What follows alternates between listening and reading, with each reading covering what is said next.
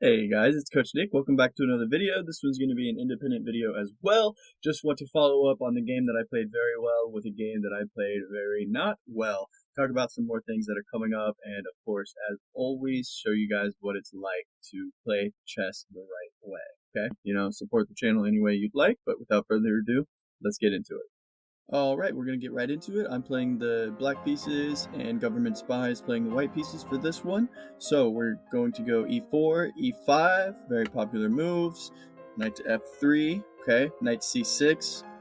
Kind of had a feeling that he would play for the Italian, so I'm going to go for the anti-fried liver defense. That's literally typically what I'm going to do. This is 1 minute bullet, so I know they're probably thinking about doing something cheesy, all in the same.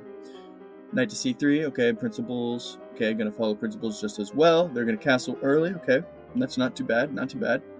Bishop to c5, I'm working on getting myself castled. They wanted to play the top engine move, so I play the top engine move, and then I play a pretty good move. I mean, I've not put this into the engine, but this looks good. It's going to threat the idea of that this file. If it's to become a half open file, then it could become an open file, and this rook's already ready for it, okay?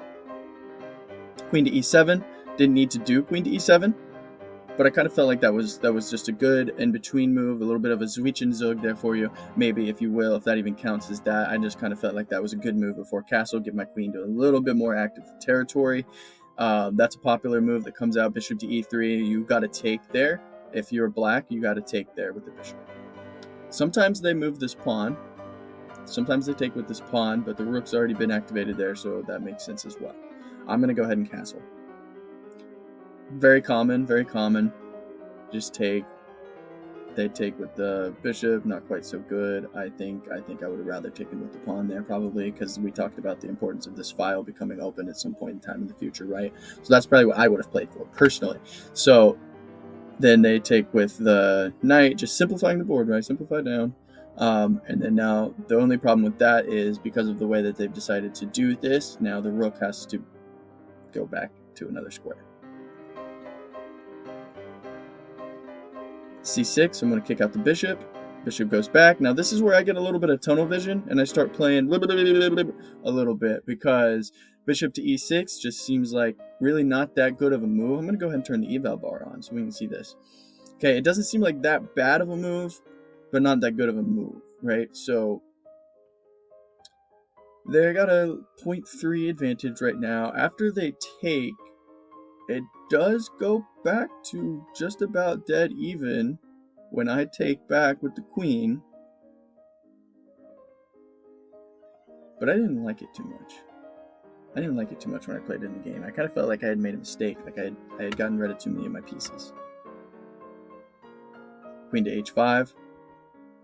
Just a terrible move on my part. I missed this entirely. The idea is for the queen to play a5 next turn, so I was supposed to play a5, by the way. I play king to h7. Not really sure why I did that. Not a bad move. I think a4 is the top engine move here, but still not a bad move by any means. I think this is the third choice. This is the top choice. I think maybe this is second. I think this is third. So not bad at all. Rook to g8. See, now I play a decent move here. Once again, not the best move. I believe that we were thinking about moving this rook to this file. Maybe that's what I would say. Then f5, just keep marching the pawns down the board. I play the best move here, queen to f6, and eval bar. Whoops, sorry about that. And the eval bar kind of, steadies back out in black's favor a little bit there. Rook to f1. They know. See, so in this, that was just a bad move. That was just a really, really bad move that I played. I don't know what I was thinking. That's a check, so it's forced to be responded with. And I played here, forcing the queens to trade. Of course, that doesn't have to go like that. It could go rook takes f7 check, and that is the top engine move, by the way. So they didn't find that, thankfully for my sake. So we trade queens, and then they play a little bit, not like, they give me a lot of opportunities for counterplay, I think is what I'm trying to say here. 1.8, 1.9 is still not impossible to come back from. Rook to e6. I'm trying. They're just going to eat up the pawn. I forgot about that. And trades. Trade. Okay, so right around here, after we trade rooks, in my eyes, I thought that... Okay, we'll take it back one more. In my eyes, I thought that I had this. I thought that I had this one. I really just miscalculated that this pawn just is going to move, and that's what happens. And then I do this. They do that. Move up. They don't take. They move the queen. Excuse me. They move the king closer. I march the pawn. I don't know what to do. I really just don't know what to do right now. I have no way to defend this pawn here other than marching this pawn forward here, which means that now this pawn is vulnerable after this pawn is going to be taken, because that makes this pawn vulnerable. So it's like really kind of like a, do I really want to start marching my pawns yet? They've got just a lot more progress than I do anyways, and they're up a pawn. So I march that pawn forward, want to get a strong pawn chain going there, and then I think now it's time, but I didn't see it. For some reason I didn't see it. They can just march to f6. I can try, but I'm not going to catch it. And they're going to win. We see the eval bar shows mate in 21.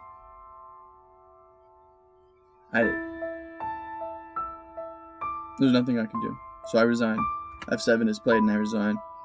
GG's, government spy. You got the best of me this time. Hats off to you, good sir. Alright, I hope you guys liked what you got to see there. Of course, not everybody plays really good chess. Just so you know, my opponent, the government spy, was playing about a 90% accuracy. I played about an 80% accuracy. Still nothing to feel bad about. Those are both great percentages. However, I clearly played less consistent, and therefore I did not win.